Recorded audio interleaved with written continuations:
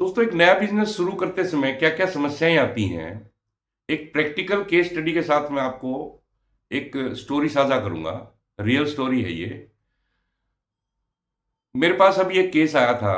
दो दोस्तों ने मिलकर एक कंपनी बनाई। एनर्जी एफिशिएंसी का प्रोजेक्ट था उनका। प्रोजेक्ट बहुत अच्छा था।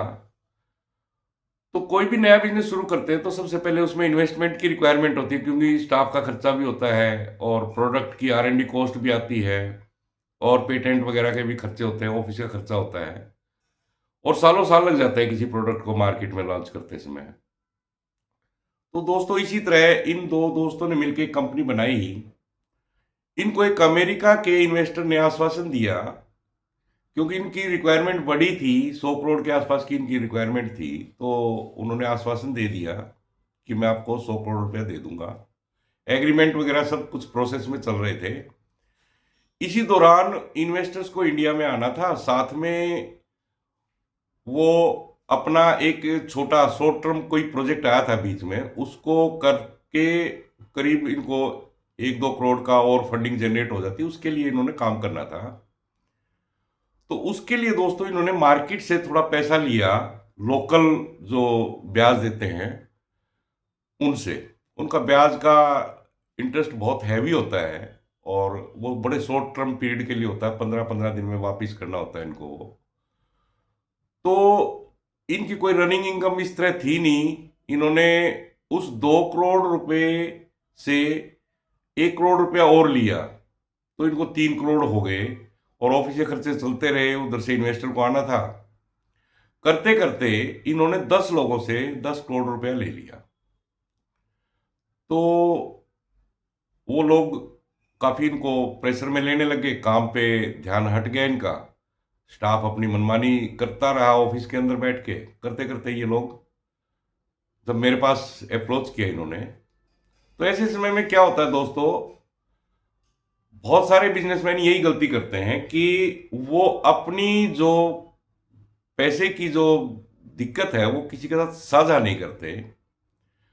और गवर्नमेंट के पास भी ऐसी बहुत जो ऐसी लुक्रेटिव स्कीम्स तो नहीं होती। हाँ, कुछ होती है, थोड़ी बहुत कुछ फंडिंग मिल जाती है, बट बहुत ज़्यादा लुक्रेटिव तो नहीं वहाँ पे एकदम पैसा मिल जाता है किसी काम को शुरू करने के लिए। वो तो प्राइवेट इन्वेस्टर से ही मिलेगा।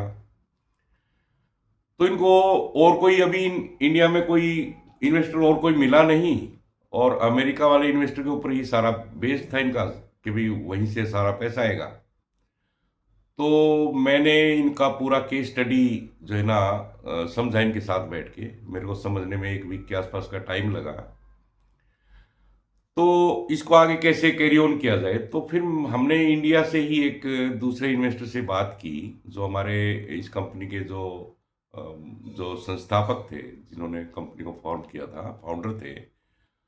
उन्होंने अपने कुछ फिक्स्ड एसेट्स देके करीब 10 करोड़ के आसपास जमा किए। और जो मार्केट से जो पैसा लिया हुआ था वो दोस्तों करीब 16 करोड़ के आसपास पहुंच चुका था। तो मैंने मीडिएट करके उस 10 करोड़ को बहुत थोड़े से रेट ऑफ इंटरेस्ट के साथ उसको सेटल करवाया इन लोगों के साथ बैठ के। और कुछ टाइम भी दिलवाया इनको। उधर से जब उनको फंडिंग मिल गई तो उनको सबको पे ऑफ कर दिया। तो फिर इन्होंने अपना काम शुरू किया।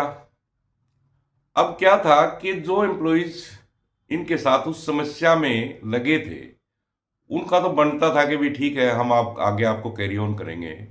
लेकिन जब इनका वो बुरा फेज था, 6 महीने के आसपास का रहा, उस समय जो बहुत हैवी सैलरीज लेने वाले एम्प्लॉयज हैं, उन्होंने इनकी डेटा को और इनकी केस स्टडीज को इधर उधर कर दिया। साथ में उन्होंने ऑफिस में भी आना बंद कर दिया। और बाद में बड़े हैवी क्लेम डाल दिए, कोर्ट के थ्रू, लेबर कोर्ट के थ्रू, पुलिस के थ्रू भी काफी इनको तंग किया गया।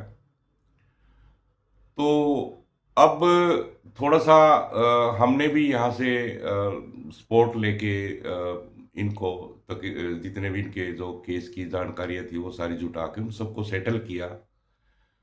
और अब वो लोग ठीक काम कर रहे हैं। तो दोस्तों, मेरा इसमें एक सारांश है कि बहुत सारे बिजनेस शुरू होते हैं इंडिया में और वो बंद भी बहुत ज़्यादा होते हैं। उनमें से इक्का दुक्का ही आगे सरवाइव कर पाता है, क्योंकि जो फाउंडर्स होते हैं उनको पैसा जो रोटेट होता है, यानी कि किसी इन्वेस्टर से आया हुआ पैसा है या जो भी है, उसको बहुत सावधानी से जिस काम के लिए लिया है उसी काम पे लगा के उस काम को करना होता है, नहीं तो समस्या आएगी ही आएगी। कुछ लोग क्या करते हैं, जब ज़्यादा पैसा आ जाता है तो वो अपने लिए अपने कुछ फिक्स एसेट, गाड़ी और बंगला, दिखावे की चीज़ें बहुत सारी लेनी शुरू कर देते हैं, तो ऐसे ही आदमी ट्रैप में फंसते हैं फिर। तो इन चीज़ों से बचना चाहिए। और सबसे बड़ी बात यह है जो मैं आपको बताऊंगा कि फाइनेंशियली किसी आदमी का टूटना कोई बहुत बड़ा गुनाह नहीं है। ठीक है, हमारा भारतीय समाज उसको सपोर्ट नहीं करता, उसे कटने शुरू कर देते हैं लोग, अपने जानकारी के लोग भी और रिश्तेदारी के लोग भी कटना शुरू कर देते हैं। और सबसे बड़ी बात है कि वो अपनी स्थिति बताता भी नहीं किसी को, उसको शर्म आती है। तो ऐसे में किसी ठीक मीडिएटर की सलाह लेके और जिनका पैसा देना होता है उनके लिए कोई मीडियम तलाश करके और इस काम को अच्छे से किया जा सकता है, सुख चैन की नींद ली जा सकती है। तो दोस्तों, मेरा सभी नए स्टार्टअप करने वाले लोगों से यही आग्रह है कि नंबर एक तो अपनी पूंजी को अच्छे से, ठीक से उसको योजना के साथ उसको बना के तब आगे खर्च करें। दूसरा, अगर तो बाई द वे ऐसा हो भी जाता है, क्योंकि बहुत सारे फैक्टर्स अपने हाथ में नहीं होते, ठीक है, तो उसमें ऐसा हो भी जाता है, तो एडिशनल सपोर्ट के लिए कहीं ना कहीं अप्रोच करना चाहिए। यानी कि अपने सर्कल में ही पहले देखो कोई ऐसा है व्यक्ति जो आपको सपोर्ट कर पाएगा, उसके जाके और बात करो। और ऐसे समय में ये भी चीज जरूरी है कि भी जितना जितना जिसका दिया जा सके उसको तुरंत लौटाया जाए, जिससे मार्केट दोबारा बन जाती है आदमी की। मार्केट में, बिजनेस में ये सब चीजें चलती रहती हैं, ऊंच नीच चलती रहती है, लेकिन ज्यादा बड़ी समस्या किसी बात को छुपा के और फिर आदमी क्या करता है, डे बाय डे गर्त में चला जाता है और वहां से निकलना बड़ा मुश्किल हो जाता है, और ऐसे केसेस में सुसाइडल तक के केस हो जाते हैं। तो दोस्तों, इन चीज़ों से बचें और अच्छे सकारात्मक ढंग से अपना बिजनेस को करें, अच्छी योजना के साथ करें, अच्छा समय दें अपने बिजनेस को, तो सारी चीज़ें हो जाती हैं। दिखावे से बचें तो सारी चीज़ें बढ़िया हो जाती हैं। यही संदेश था मेरा आज की वीडियो का। बहुत बहुत धन्यवाद। Thank you.